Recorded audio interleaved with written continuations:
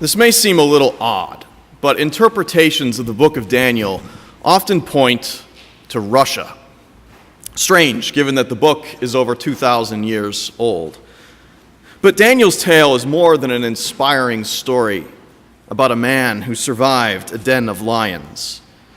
It's actually a dense political allegory about resistance in the face of oppression and tyranny. This prophetic book references a variety of fascist regimes, and some interpreters have suggested that these kingdoms correspond with modern nations like Russia and Iran, maybe even Syria in recent years. But in truth, Daniel was written within a very specific historical context and doesn't refer to any of those places. You see, for several hundred years before the birth of Christ, the nation of Israel was subject to a series of military invasions, one after another after another. Some of the invaders even tried to stamp out Israel's religious identity, even going so far as to desecrate God's holy temple with images of their pagan gods. Now, the character of Daniel is a faithful Jew who also happens to be a trusted advisor to the various kings that have conquered Israel. Some might even call him a sellout, working for the man while his countrymen suffer under the tyrant's yoke. But then it's not like Daniel's got much choice, really. If you think communist regimes are oppressive, try living and working in an ancient Middle Eastern dictatorship.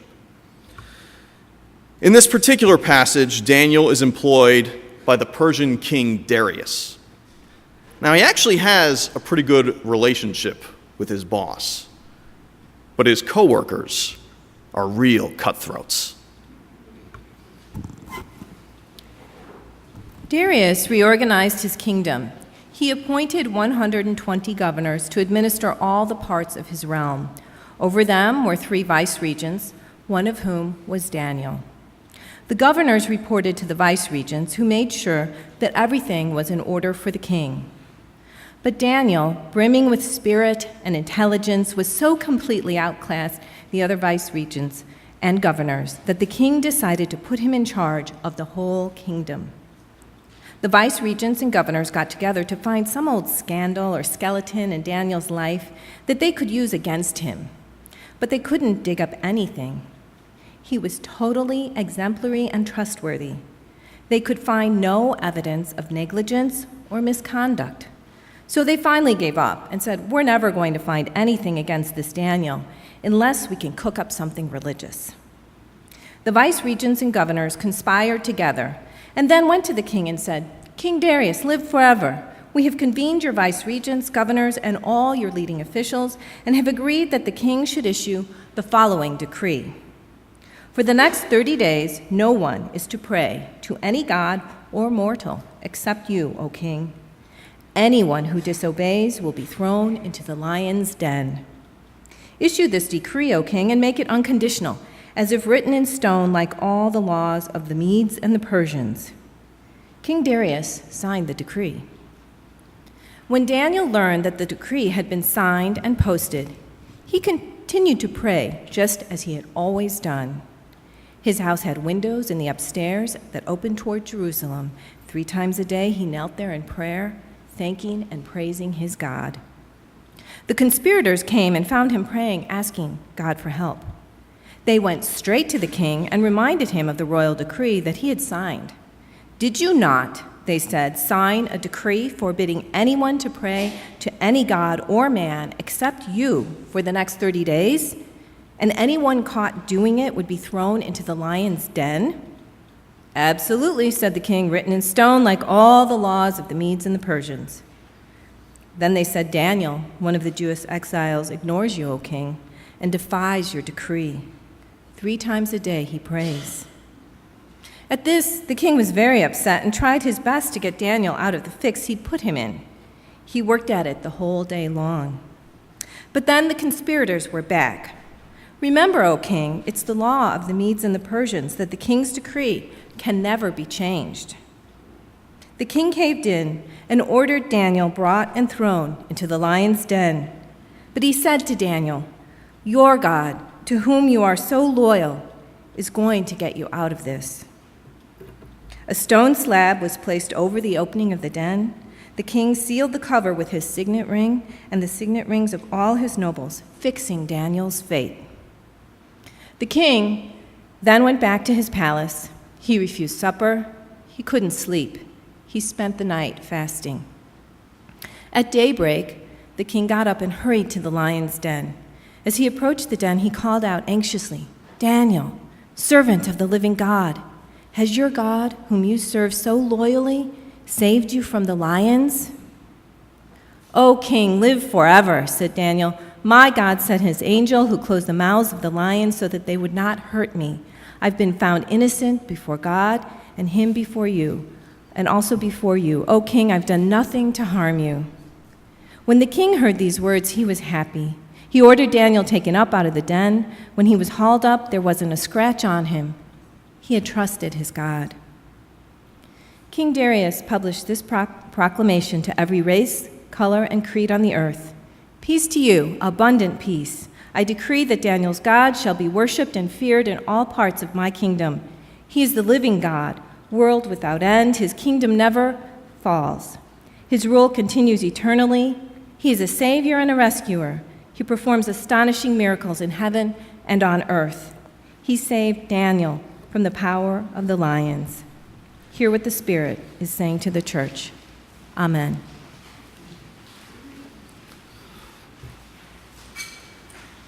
This call may be recorded for quality assurance purposes. I hate it when I hear that awful recording on the other end of the telephone. It reminds me that the customer service associate or whoever it is that I'm calling is being kept on a digital leash. Our discussion is being recorded. It all but guarantees that even if I do get a real person on the phone, we won't be having a real conversation. They'll only speak in predefined, scripted phrases that make me feel like I'm talking to a robot or maybe a hostage in a bank robbery. "I'm so glad I could be of service today," she'll say cheerfully. "But are you, ma'am? Are you really?" These calls bring back lots of bad memories. In a previous life, I was a 411 telephone operator for AT&T. If you're too young to remember what that is, it means that I would look up phone numbers for people who couldn't be bothered to use the phone book. But if you're that young, you probably don't remember what a phone book is either. Anyway, it was a miserable job. Chained to our little headsets, my coworkers and I couldn't even talk to each other. Office camaraderie was non-existent. And every few seconds, when a new call came in, I'd hear that dreadful recording. "This call may be recorded for quality assurance purposes." Sometimes corporate cultures don't really treat people like people, not even the customers. I once got a call from a man at a gas station in rural Louisiana. He wanted me to give him Britney Spears' phone number. Yes, that Britney Spears, the international pop idol. In those days, she was at the height of her career. Now, I thought this was just some kind of a stupid joke. But as the story unfolded, I realized that something more sinister was at play here. He wasn't a stalker exactly, although he probably had the makings of one. On the contrary, I think this poor man had been taken for a ride by some unscrupulous con artist. "We've been talking online for months now," he told me. "She said we're going to get married." He went on to tell me that he'd been sending Britney money, even though he hadn't got much, and that he'd walked over 100 miles on foot to her hometown in Louisiana with a backpack full of cash, his entire life savings. He wanted her to have it. "You got to help me, man," he said into the phone, his voice desperate. I could hear the rain pounding on him. "I'm standing out here like a sitting duck with all this money. It's not safe." "I'm afraid that number isn't listed, sir," I informed him for the third time. I wanted to tell him that he'd been had, that he'd gone on a fool's errand, that the billionaire pop star didn't need his backpack stuffed with $20 bills. I wanted to tell him that he'd better take that money, go home, and forget about Britney Spears. That in the future he should be more careful about sending money to strangers on the internet. I wanted to talk to him like a human being, but the call was being recorded for quality assurance purposes. And none of these things were on my list of scripted phrases. So looking it over, I decided on the one that most closely echoed my sentiments. "I'm sorry," I told him. "Is there anything else I can help you with today?" It's an uneasy feeling knowing that everything you say is being recorded, kind of like it is right now.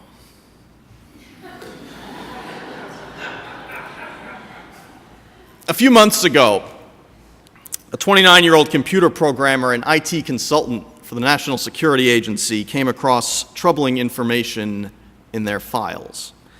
These top-secret documents revealed the existence of PRISM, a covert electronic surveillance operation that the NSA had allegedly been using to spy on the American people in the interest of national security. The consultant, a guy named Edward Snowden, decided to leak the information at the expense of his job. Naturally, this was a grand humiliation for the United States government, who want to try him on espionage charges. Snowden has since fled to Hong Kong and later Moscow, where he spent 6 months in an airport terminal seeking political asylum from any country that would take him in. It's like a bad movie from the 80s. Young hotshot programmer uncovers government conspiracy, gets embroiled in cloak and dagger drama, flees to Russia in a nod to Cold War politics. Snowden is in bad trouble now, a wanted man. The Russians have agreed to give him asylum for 1 year, an ironic turn of events that surely isn't lost on him. He's sacrificed everything to fight what he perceives as oppression in America, only to flee to a country that isn't exactly known for its democratic integrity or commitment to human rights and free speech. Rigged elections, media censorship, secret police. Somehow it just doesn't seem like his kind of place. But I'm sure things are better there nowadays, since the end of the Cold War and the collapse of the Soviet Union. In a recent editorial dripping with sarcasm, the author writes of contemporary Russia. "Just 25 years ago, we were under communist rule, and now we have a parliament, a free press to keep everyone honest, and a president we've fairly elected 3 times. Daniel, famous for surviving his night in the lion's den, knows a thing or two about oppressive regimes. He's an Israelite, a Jew, and Israel had been conquered numerous times by increasingly powerful and more aggressive nations. First it was the Assyrians, and then the Babylonians. The Persians took over for a while after that, and they weren't too bad. They were kind of a benevolent dictatorship. But just a few decades later, the Persians were defeated by Alexander the Great, who left Israel in the hands of one of his generals, a man named Seleucus. And the Seleucid dynasty proved to be cruel overlords, eventually sparking an outright revolt. Now, Daniel, as I said earlier, occupies an unusual role in all of this. During the Babylonian occupation, Daniel is hired as an advisor to King Nebuchadnezzar, the very man who sacked Jerusalem and burned down the temple. In essence, Daniel finds himself working for the very government that's terrorizing his people. Daniel's work environment is oppressive, to say the least. The corporate culture is brutal. And during his tenure, Daniel notices that there's an unusually high turnover in management. The kings he serves keep getting themselves killed or ousted every few years, and he can never be sure if his next boss will decide to keep him or terminate his employment. and him along with it. Most of us have probably worked in places that felt oppressive, places that bore into the soul with the cruel precision of a dentist's drill. I'm sure many of you have had to deal with mean and petty supervisors, or mind-numbing bureaucracy, or coworkers who try to throw you under the bus. Full-time parents, of course, live in a unique dictatorship of their own, a state governed by the arbitrary whims of toddlers. As for the teenagers, well, I heard of a restaurant right here in town where several of our younger members have worked. Rumor has it that the owner keeps his employees under constant surveillance while on the job. Sometimes if they're standing around, the phone will ring. "If you've got nothing better to do, why don't you mop the floor?" the voice will say on the other end.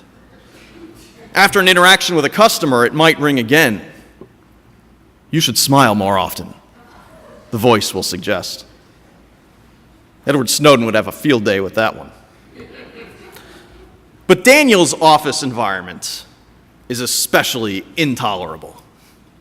While working for the Persian king Darius, several of his colleagues conspire to have him thrown into a den of lions. Now, Daniel has gotten pretty friendly with this king, the CEO, if you will, and he's just been promoted. But his coworkers, these conspirators, trick the boss into signing a legally binding termination clause, whereupon anyone who doesn't bow down to the new golden statue in the lobby will henceforth be fired and thrown to the lions. Being a faithful Jew devoted to God, Daniel decides to ignore this new policy, and into the lion's den he goes. I know we've all heard about the horrors of sweatshops and factories where people are underpaid and overworked, sometimes even to death. But even the white-collar industry can ruin your life. In Beijing, a 24-year-old man named Gabriel Li recently died from a heart attack at his desk after working far too many hours. And in Japan, there's a word that's whispered among the white-collar office crowd, the salarymen and wage slaves that seldom sleep. The word is karoshi, which literally means to die at your desk. And it's not just a figure of speech. There's another phrase that gets tossed around here in the West, the Protestant work ethic. It generally refers to the value of hard work as a Christian virtue, given its benefits to society. It acknowledges that all professions, both religious and secular, can serve God's will. And yet within our professions, we oftentimes find rather un-Protestant, un-Christian behavior. When he was the premier of the Soviet Union, Nikita Khrushchev often denounced the tyranny of his predecessor, Joseph Stalin. Once, as he critiqued Stalin's unethical policies in a press conference, Khrushchev was interrupted by a reporter who shouted out from the audience, "You were one of Stalin's colleagues! Why didn't you stop him?"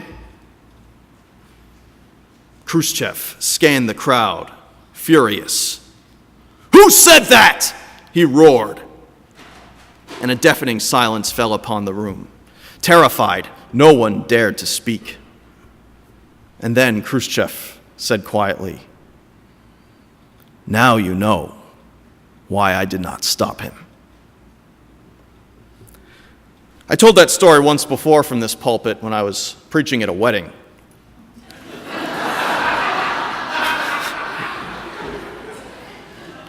After all, home can sometimes feel as oppressive as any job. And sometimes when we're faced with oppression, no matter where we find it, we find ourselves unable to act, feeling helpless to do anything about it. Last week I went to go see that new movie, The Butler, A film that traces the life of Cecil Gaines, a black man who served as a butler in the White House throughout the second half of the 20th century. During his tenure, he served 8 different presidents and lived through the civil rights movement, not as an activist, but as a servant in the halls of power. His life is eerily reminiscent of Daniel's, a steadfast and faithful man that also happens to work for the same government that oppresses his people. While Cecil is pouring coffee for the president and polishing his shoes, his activist son is clashing with the police and the KKK on the front lines of the fight for racial equality. But the film illustrates a surprising truth, and that is that both Cecil and his son manage to change the world, each in their own way. By modeling dignity and integrity, Cecil Gaines subverts the old stereotypes of the black man as something less than worthy, less than human. Cecil earns the respect of kings, and hence influences their worldview in subtle but vital ways. And Daniel achieves the same victory for the Jews. I mentioned earlier that the Persians were more benevolent than Israel's other overlords. Maybe that's because the Persian king's admiration for Daniel's faith and integrity helped him to view that population in a different light. You see, Daniel and Darius had a relationship. Not one of master and slave, but one of mutual respect, maybe even friendship.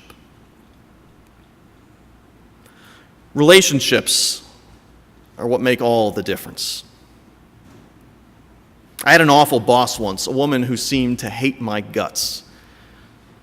But maybe if I'd asked her about her kids once in a while, or even how her weekend was, things would have been different. Could be that with a little effort, we'd have started to see each other as more than just the title on our little plastic name tags. In the business world, there's a bit of corporate slang for a consultant that tries to improve the organization. They call her a change agent. But maybe that's what we're all called to be, right? Agents of change. Maybe you work for an obnoxious boss. Maybe you are an obnoxious boss. Maybe you're self-employed or retired or work at home. Maybe you're a student. Doesn't matter. This applies to you too. If you conduct any kind of business, if you interact with other people. We bring God into this world by acting like Christ to one another. By treating everyone the same way that we treat them at this table. By practicing a Christian work ethic, by doing God's work, you might be able to shift an oppressive corporate culture towards a culture of community, if only a little, even in a den of lions. Amen.